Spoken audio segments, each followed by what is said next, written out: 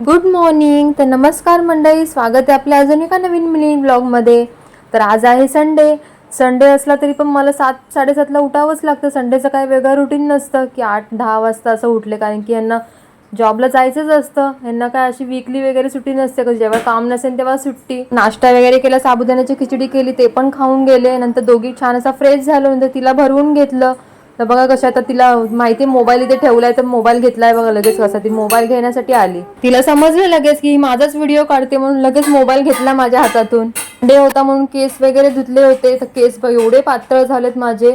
आधी तर एवढे एका साईडचे पण होते, म्हणजे आपण शाळेत असताना 2 वेण्या घालतो याच्यापेक्षा डबल टिबल जाड होते केस, पण केसांची पूर्ण वाट लागलेली आहे आता. आणि तेल वगैरे लावलेलं तर मला जरा पण सहन होत नाही, लगेच डोकं वगैरे दुखायला लागतं तेल लावलं तर. मग आदल्या दिवशी पण लावलं तरी पण सकाळी वॉश करायचे असतात केस, ते तसं पण नाही जमत. तर आता ही आली बघा लगेच मोबाईल घेण्यासाठी. पप्पा कामाला गेला, दोघींचं असंच आमचं चालू असतं. नंतर मी मेंदू वडे आणि सांबार खाल्ला, कारण की मला काय खिचडी आवडत नाही.